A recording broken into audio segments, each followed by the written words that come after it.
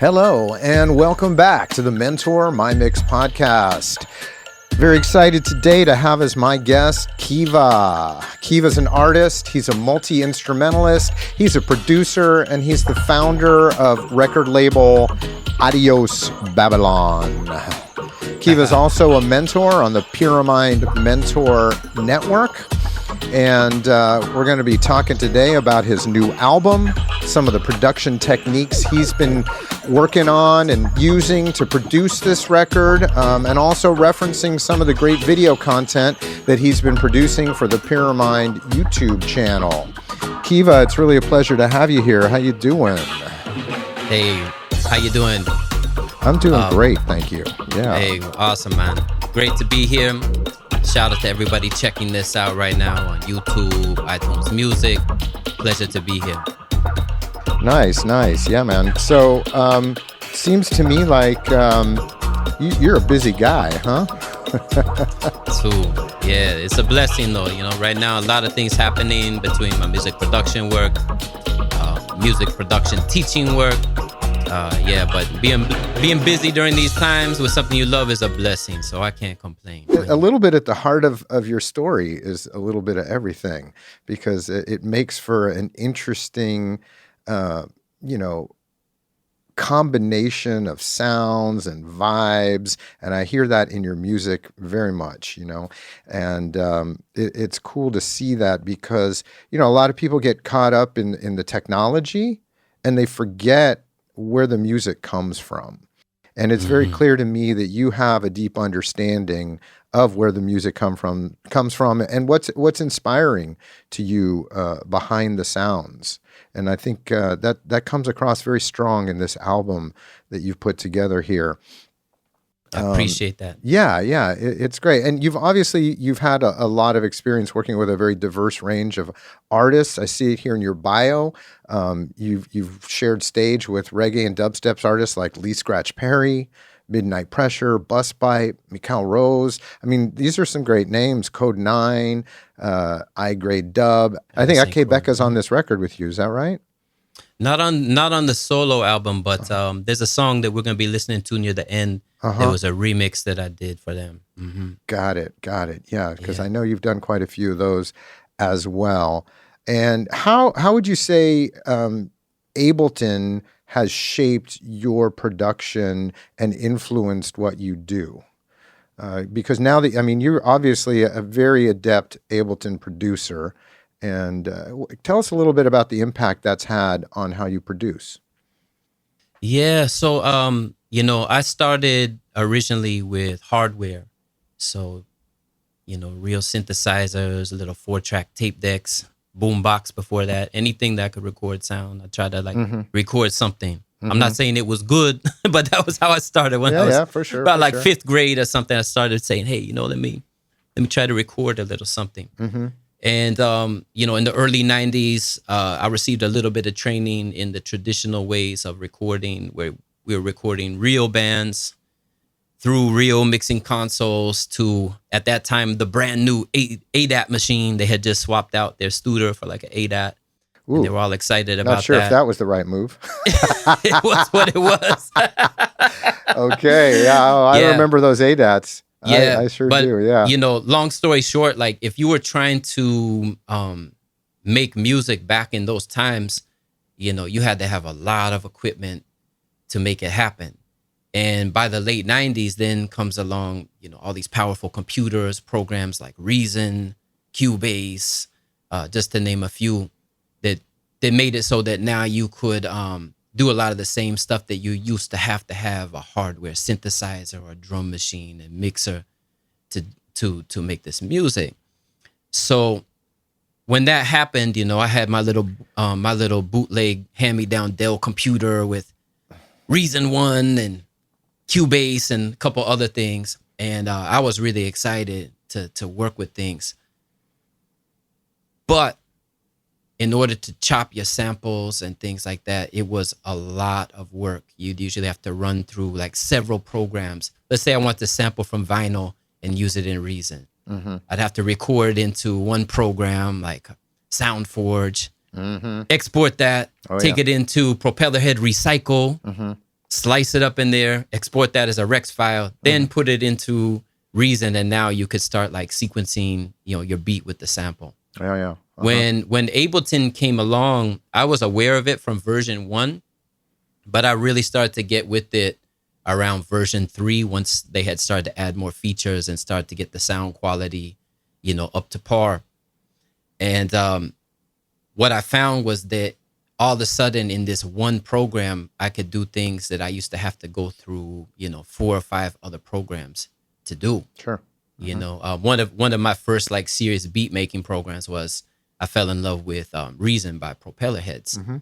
But in the early versions of Reason, you could not record live audio into it. So being someone that played a lot of instruments and was working with different vocalists and MCs in the New York area, I needed to be able to record stuff. So I would sequence a lot of my beats and ideas in Reason, export those stems, take it into Cubase, and that would be where I would record all of my live instruments and live vocals, and I'd mix from Cubase.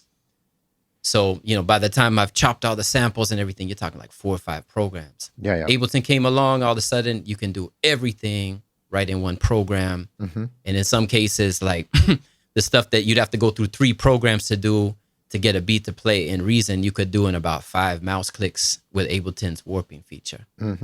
So it was like a big time saver. So once I realized how powerful the program was, there was kind of no looking back. Yeah, and you haven't looked back since, huh?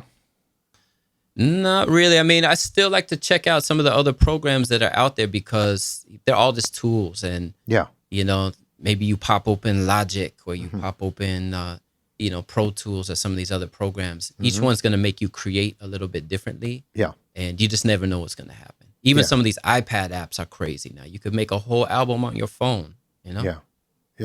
So. Yeah, that is pretty crazy. Now, your latest full-length solo instrumental album, the one that we opened the podcast with, is called Odium, and you released it right in the middle of pandemic, coming out of pandemic, I guess is what we could say, mid-2021. Is that right? Although I don't even know I don't know that we're really out of it, but it must have had an impact on you as you were producing this record, yeah? Oh, yes, absolutely. The album came out earlier this year on my imprint, and boy, it was just a crazy world. Like everyone knows, these last couple of years were crazy. A lot of people lost loved ones along the way too, and unfortunately, I had a couple like very, very close people. I'm so sorry, I didn't know that. Passed, and it was funny. It wasn't even because of COVID; it was other things, but they passed during the middle of all that, and that was almost like I wouldn't say the impetus to finish this record, but it definitely, made me realize like, hey, we don't know if tomorrow's promised, and we don't know how many days we're going to be blessed to walk this earth. So it's important not to squander your time, your talents and abilities, and make sure you finish things up. So some of these songs on this record were things that I had started a while back and had kind of put by the wayside as I was working on other projects. And, lost a very dear friend of mine at the end of the year, last year, and had to manage his estate. Brethren of mine named Drew Keys, very, very talented keyboard player. He was keyboard player for the reggae artist Shaggy. He played with this band Akebeka as well, many, many people. And as I was like helping like all these different artists and producers get files from his studio hard drive, at a certain point, I had to take a break and say, you know what? Like, you got hundreds of tunes you haven't released either. So, once I helped seal up the affairs for my brethren, I said, you know what? You got to finish up this album for yourself now. So the final tune on the record is called Requiem. It's actually a song that I wrote on his instruments, and it was the final song to be recorded at his studio. But interestingly enough, a lot of the guys from our scene, they track in Pro Tools, but then when they want to perform it as like a DJ or backing one of their artists on tour when there's not the budget to bring the band, I trained a lot of them, or at least gave them a few tips on how to use Ableton so they could take it to the stage and dub their artists out live. So I showed Drew a couple tricks with Ableton that he was using with Shaggy, and he showed me plenty of things. So much love to my brother. Were those tips based around sequencing clips in the session view? Are you putting it in the arrange view? How are you setting those up, just to give our listeners a little understanding of that? Yeah. So, many years ago when I was still living in New York, I came up with a technique that, to my knowledge, I don't know of anyone else that was doing it. So I guess you could say I invented it. But it was a technique for mapping the sends in Ableton to the launch buttons on your APC 40, so that you could have access to, up to like about 8 effect sends per channel all at the same time. And it just opened up this new realm of dubbing. And, that little, we shot a video for it, and it got some attention online, and a number of people ended up writing me to ask about the technique. And one of those people was a good brethren of mine from St. Croix named Tippy. Shout out to Tippy I of I Grade Records, St. Croix, master reggae producer based down the islands. He came to New York, and I showed him how to do the technique, and showed him how to prepare his stems from Pro Tools. And, it just set a chain of things into events. It ended up like leading to the creation of an event that's called Dub in the Rainforest that takes place on St. Croix. It became like an internationally known reggae festival. And going back to your original question, what we do is we stem out the tracks. Let's say you had an original Pro Tools session with, let's say 48 tracks. We tried to stem it down to 16 or less tracks. So 16 stereo tracks? Stereo groups? Yes. Yes.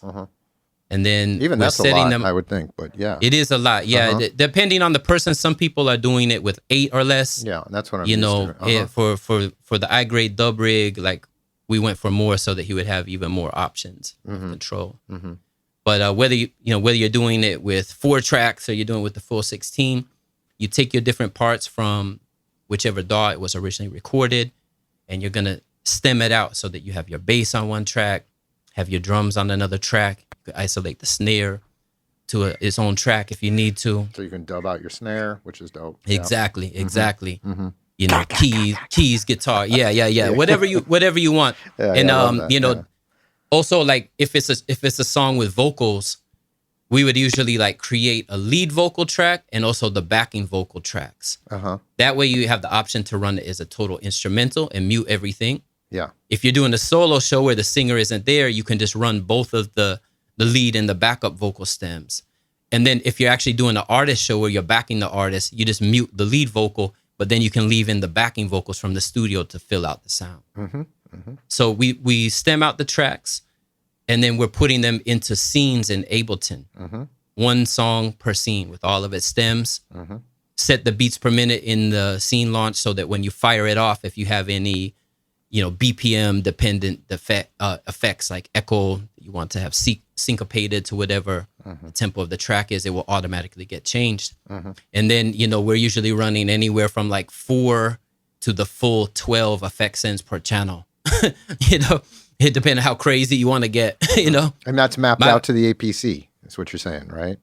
Yeah. APC or other controllers. There's, certain controllers, like if you're trying to do the full 16, there's other controllers that you might want to consider. Right, because you've got more of a view of all 16 tracks, because with the APC, you got your 8 tracks right there in front of you. Exactly. And if you're trying to use multiple controllers too, using this custom mapping, we found that initially we would try to run like several APCs at the same time, hooked to the same session, and just have them banked over. Have one that was going from 1 to 8, the next one going 9 to 16. But we found that with the custom mapping that we were doing with the buttons, it was actually creating a situation where it would double map. So you'd hit a button on one and it would trigger the same button on the others. Because those Akai APC 40s don't allow you to have different MIDI channels. There's no MIDI editor for them to assign them to different MIDI channels. So, in the case of, the I-grade dub rig, we ended up then switching to some of the Novation products, like the Control XL and some of those other launch devices. Those ones come with an editor and allow you to select different channels. So we could put we end up with like 4 of those, and we can put each one on its own MIDI channel. So now you can have complete independence of mapping, and it's not going to trigger the same button on any other controller. It will be unique. Oh, that's a great tip right there. I mean, really important to note just the concept of MIDI channelizing your controllers so you can create independent triggering there. I think that's great. So with all this talk of dub, I can't help but ask, right? What are some of your favorite delay processors and delay plugins? Oh gosh, there's a lot of them. Yeah. So Hey, just give us a few of your top here. So if you're an Ableton user, you got to be honestly, talking Echo. Yeah, honestly, that new Echo device that was added in 10 is really, really nice. It sounds great. Like you can get so many tones and textures out of that thing. It has it's very musical. No matter what you do to it, it always seems like it sits in the mix. So I've always been a big fan of that one. For some third-party stuff, definitely love a lot of the Sound Toy stuff, like Primal Tap and the Echo Boy. In waves, you got things like the H delay that is an excellent, emulation of things like the Space Echo. Yeah. And then within Ableton Max for Live, there's that Dub Machine series too. That if you're looking for some really musical sounding reverb and delay effects, they have a couple things in the Dub Machines collection. It's a Max for Live add-on for Ableton. Sounds great. Yeah, that's awesome. So there's a ton of stuff. And then I still have my outboard gear too. A lot of the time when I'm in Ableton, I'm doing a hybrid thing where I'm sending channels out through my real mixing console and then using the sends on the mixing console to hit various effects. So, just to show you a couple things, Yeah. I'm gonna. I want to play another track of yours here, and we should maybe just give us a little intro to this track. It's "Return to Your Silence." Tell us a little bit about this track and why you chose this one to be played here. All right, so this is from an album that I produced on St. Croix in about 2016. The album is called "Swords of Wisdom," and it features very, very powerful vocalist from St. Croix by the name of Ancient King. Shout out to Ancient if you watch this. So we had met together being performers at the Dub in the Rainforest event, and ultimately it led to us starting to do some music together. We did a couple tracks and the vibe was right, so we did the full album together. Right. So this song is called "Return to Your Silence" from Swords of Wisdom featuring Ancient King. The reason I selected this one is because the way that I programmed the drums and percussion on this one utilized a technique that I just did a tutorial for the Pyramind YouTube channel.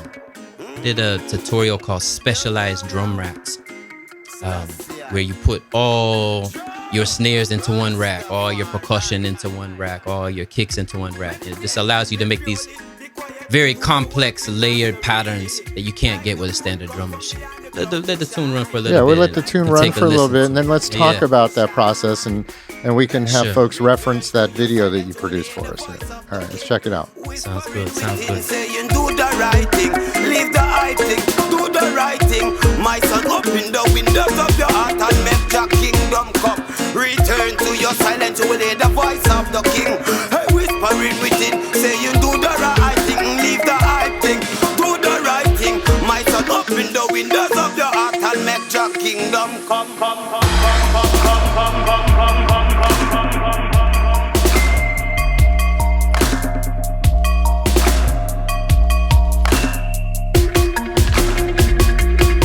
That's interesting. I think I can even hear some of your technique in those snare fills in there, and just in the drums in general. So let's talk about that a little bit. What are you doing in there that's different and interesting? Yeah, so as I was mentioning, I recently did a tutorial for the Pyramind channel that you could check out. It was about a different technique that I utilize in Ableton for my drums sometimes.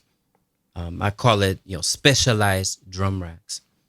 Typically, when you have a drum machine in Ableton and you load up a preset, you'll have all the sounds, kick, snare, hi-hat, and so forth, all laid out in the rack. When I build these specialized racks, what I do is I will take dozens of a category of sound and put them into a rack. So let's say I have a drum rack strictly for kicks. I might put, 100 kick drums into one drum rack, save that as a preset. And then I'll make another rack that's only snares, or another one that's only, the side stick, the rim shot, another one that's only hi-hats or only percussion, hand claps. I have racks that I made for all the different components, but you'll have dozens of sounds that you can pick from at once. What this allows me to do that I can't really do when I'm working with a conventional drum preset is it allows me, first of all, to audition dozens of different types of kicks and snares to find the one that I think sounds best for the track. I can just take my finger across the keyboard until I start to find one that has the right frequency for the track that I'm working on. Another thing that allows me to do is if I want to stack sounds, I could find multiple sounds. Let's say I want to stack 2 different snares together. Maybe I have one that's like a very full-bodied rock type snare, very deep and natural sounding. And then I have a very crisp, high-pitched electronic snare. I could, again, take the finger across the keyboard until I find the sounds that I like the sound of and play 2, 3, 4, even more sounds together at once to get the sound. Mm-hmm. The third thing that I do that you hear a lot on the percussion for that one is I'll build racks where it might be just filled up with only percussion sounds and, different cowbells, bongos, shakers, different sounds. And it allows me to like make these patterns where you can make these little conversations between the parts rapidly. You can find, maybe you find a woodblock sound, a cowbell sound, and, some other little metallic sound, and you can play back and forth. If you listen to that track, you'll hear it's like dun dun dun dun dun dun dun dun dun dun dun. Yeah, it's very musical too. Yeah. So it just allows you to have access to a bunch of quality sounds at once, and allows you to put them together in a way that wouldn't probably happen with the way that most conventional drum kits are built, where they just give you one good kick or one good snare. Right. Everything designed to just kit. work together like a drum kit, kind of coming from that perspective. Yeah. I liked how you started it out just talking about General MIDI, right? And referencing General MIDI drum kits. Because I don't know if a lot of people remember that, from the earlier days of MIDI, and how that was a big thing, right? How you would configure it so that every time if you wanted to change your drum kit, it would still map the kick on C and the snare on D and the hi-hats on F sharp, et cetera, et cetera. Some people might think, well, that's great, but now I've got all these clips and they're separate. Can I edit my drums together, right? Because I want to see them all playing together in one track when I'm editing them. So I think it might be worth noting that is absolutely possible still, right? That's a great thing about Ableton. No matter how you like to work, it's a very flexible program. So chances are there's probably a way to do what you wanted to do. Now, when you started producing this album, your solo album that you just came out with, I'm referencing, obviously, you must have started that in Ableton 10, right? You did this in Ableton 10, not 11, I'm thinking. Yeah, I mean, some of those were from way back, like probably, there was like 1 or 2 songs when I was going through my hard drive. I found some songs that were as far back as like 2012 that I had started, and I was just putting out other albums at that time. I was like, oh, this is a cool beat. Maybe I'll use it one day. And earlier this year, I started going through my archives and just making notes of what I was finding, and found a couple tracks from way back in the day. I'm like, man, you never put this out? Like, you need to finish this one up. I mean, the tracks were basically done. They might have just needed like a little extra instrumentation, and then give it, a 2021 mix. Just make sure the sound is right. But but as far as like how this album was completed, I pretty much mixed it in version 10 of Ableton. I mean, being an Ableton instructor, I have to teach in the latest version unless the students are still on 10 and specifically ask me for that. But a lot of those projects were already well underway in Live 10 when 11 came out. And just like anytime I got anything important that I'm working on, that's the wrong time to completely change up all the variables in your rig when things work right. So there might have been 1 or 2 songs on this new record that I did the final mixes in 11, but I would say like 10 of the 12 songs on that record were done in Live 10, just because that was where it started. Didn't want to rock the boat, and just, there's just certain things you don't do. Like if you got an important show coming up this weekend, you don't go and like change your whole operating system, or, there's, once you get, it takes a minute to get your studio or performance machine dialed in. Yeah. So once you get it dialed, you don't want to like do anything radical when you have an important project that you're working on or an important show coming up. Wait till that thing is done. Then like you can take your time and do it. And then if there's any like unforeseen issues with it, now you're not stressed out. You got time to troubleshoot it and figure out what it is. But so a couple questions around the album that I'm curious about. One is the title, Odium. Where's the inspiration come from behind that? What does it mean? What does Odium mean? Yeah, so Odium is an interesting word. It means a widespread public hatred for something or someone. And I'm not going to say too much because people are entitled to their own beliefs. But before the pandemic, there was a certain someone in power in the White House that, let's just say, I didn't necessarily agree with much of what he was doing. And I felt like, these last few years have really shown us that America still has a lot of work to do. Right. Yeah. And I felt like it was the kind of time where it was very easy to get very, very angry with the way that things were. Very, very disappointed with the way that things were. Is that the emotion you were feeling, that anger, the disappointment in terms of the U.S. government and the direction it was headed? I don't mean to get overly political here, but I think, I don't get too political here, but I think it's good to note because it's a powerful name, and you called your album this, so it's impacted your music. And I think, that's unfortunately people don't, express themselves. Music is such a powerful vehicle for expression. And I think it's important to note that, that is a part of what you're doing here, right? Absolutely. Yeah. Absolutely. I mean, just the name of my label alone, Adios Babylon, kind of tells you a little something there. One great mind of the last 100 years, a man by the name of R. Buckminster Fuller, he said that the best way to make an existing system, irrelevant is to make it obsolete. So,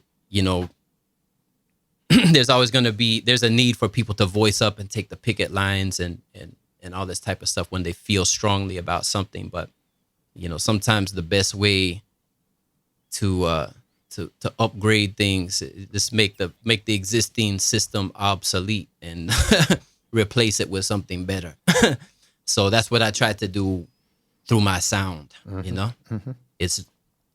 It's a label that I started so that I could have a place where I could put out the music that I felt I wanted people to hear, and I didn't have to convince some other person of its validity. You know what I'm saying? When a lot of people, when they're starting out in music, they will do anything to try to get attention and give away their power to some other person. Be like, sign me, or, put my record out. And, it's ridiculous what people will do. They'll change their whole steez. They'll change their haircut. They'll change the type of music they make, try to keep up with the flavor of the month. And I just wasn't down with any of that. So what was happening to me when I first started getting very serious about my production, I would show it to some people that may have already been established. And they're like, I love this. I don't know how I market it, but I love it, And I said, well, you know what? I appreciate that. And I said, let me just put let me just put it out myself, you know? Uh-huh. So I just started putting them out independent style. I've never made a ton of money off of it, but I've always been able to put out the music that I wanted to put out without anyone else controlling it, without anyone else like trying to dictate what I was supposed to sound like. It is, you know, it's empowering. Very And much these so, days yeah. it's easier. Yeah, these days it's easier than ever. I mean, back in the day, like if you were running a label, you had to like actually get upfront money to create physical product like vinyl, CDs, tapes, whatever. Then you also had to pay your distributor to ship those things out. So you're paying all these fees.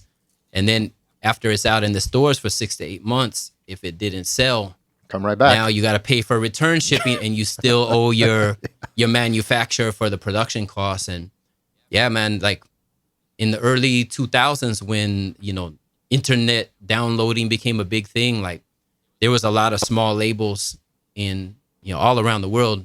In New York where I lived, I was watching small labels just fold left and right because in the 90s, they would be able to scratch out a living with putting out their independent music using the old paradigm. But, you know, once things changed up and people started downloading music, you know, a lot of them couldn't hang anymore, and they wound up like just having to just close things down and, Yeah. you know, owing creditors loads of money, and it's just a mess, you know? But nowadays it's like you can have your own label and, you know, make sure you're like handling your publishing and copyright and all that kind of stuff. And other than that, you know, you can go through a distributing service. If you don't know anybody that has a business, you could just go through services like TuneCore, where you pay an annual fee to put a single out. Or you can like get with an actual distributor where you don't have to pay them any money up front. You just send in the record, they put it out in all the stores, and then they take a small percentage every time the record sells. Now, There's no physical product involved at all. Uh-huh. It's digital, you know? and So- how do you like to roll on that side of the coin? Which side of that coin do you like? So, I've been fortunate over the years. I've been able to put it out through like proper distributors. Right now, since about 2017, my digital distributor has been a distributor called Zoljack Worldwide. They specialize in reggae, but they put out a lot of other styles, and they've been fantastic. They get in all the stores. They send you your sales reports. They handle all the stuff with YouTube and everything else. So they've done a great job. And then I also still do physical product too. Like I'll do a limited run of all my albums. So if somebody wants to actually like, you know, pick up the product, Nice. to actually have something physical to hold. Yeah, that's nice. It's and great, the art's on you know? the art on that is fantastic. I love your art. Thank you. I did the design as well. Yeah, appreciate I can that. see you got the T-shirt on too, huh? Yeah. Gotta represent. That's a Gotta represent. super Yeah. dope design. You designed Yeah. that image yourself too? I did. Yeah, Mhm. super dope, Yeah. man. I'm sure there's a lot of symbolism in there too, huh? Oh yeah. Oh yeah. Absolutely. Hey, I was just gonna say one quick word Yeah. to like some people that might be like up and coming artists. Yeah. It's funny now because like CDs are old school now too. So, you know, a lot of people, you know, they might not even have a CD player at home anymore. Maybe they still have one in the car.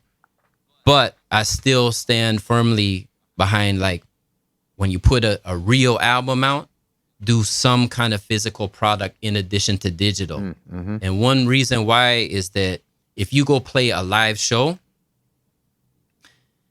people that hear your music and connect with it are going to come up to you after the show. I love your music. Where can I get it? Right And here. you can just be like, right here, bam, $15. Nice. And you just make the sale right there. Yeah. And that $15 is probably gonna be more than you see like all year from your Spotify 0.000001 cent per play type action, you know?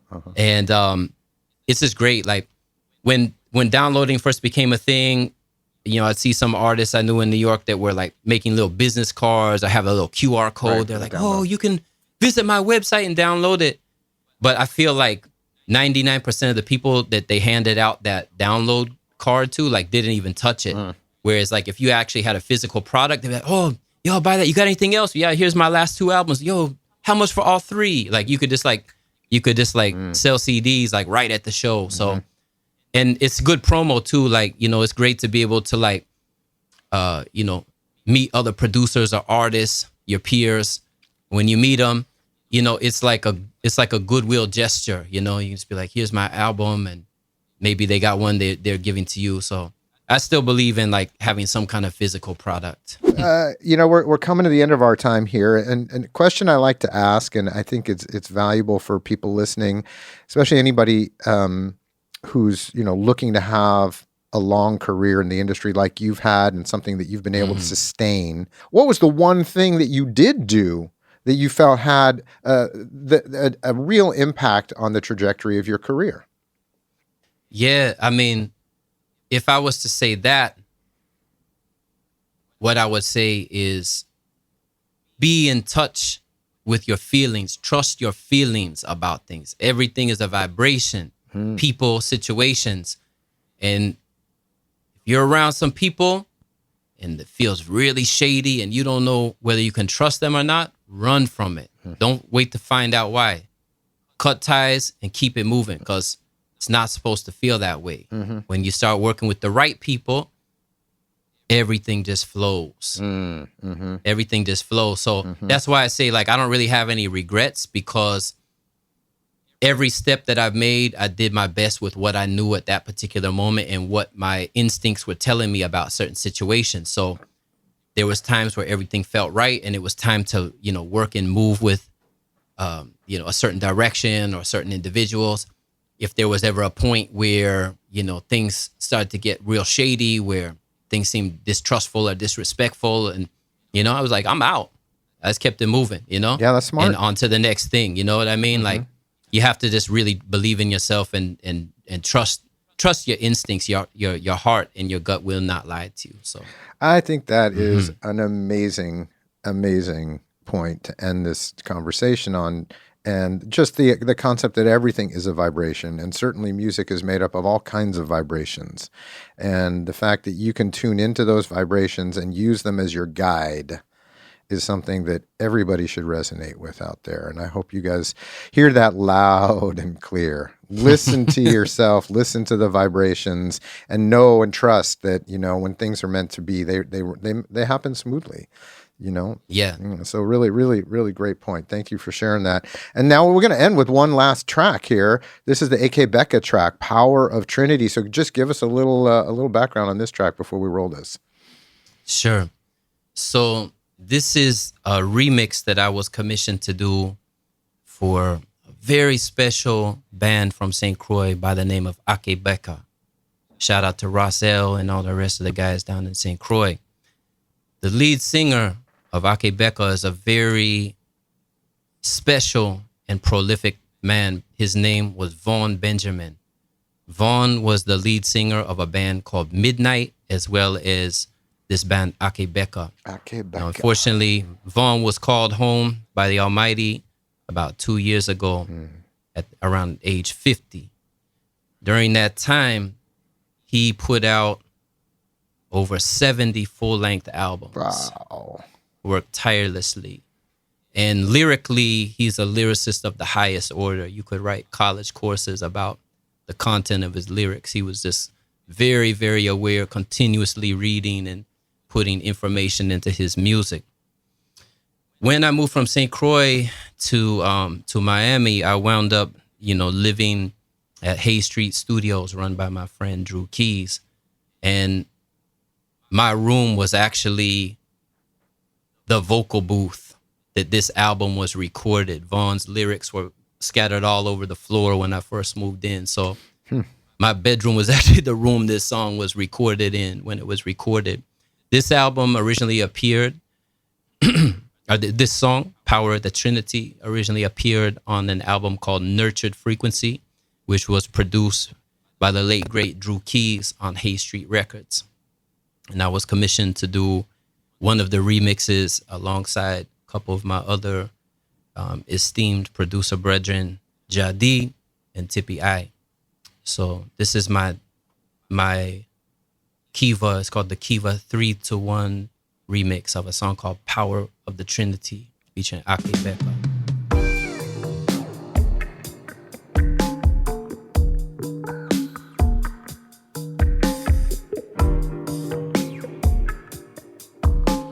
This has been a whole lot of fun, Kiva. It's really a pleasure to get to know you, to hear your music, and to catch your vibes.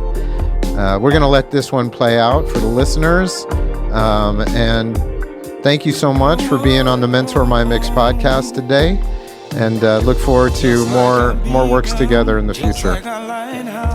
Yes, thanks so much for having me. It's a pleasure to be on the Pyramind My Mix show. And shout out to everyone that's tuned in and stuck around to the end. Hope you enjoy the music. Stay positive. One love. Stay positive. She who incubate the infants in her vessel. Power of the Trinity still. Power of the Trinity still. Power of the Trinity still. Touch on our hearts or in log cabin. Precious are souls within. Precious are souls.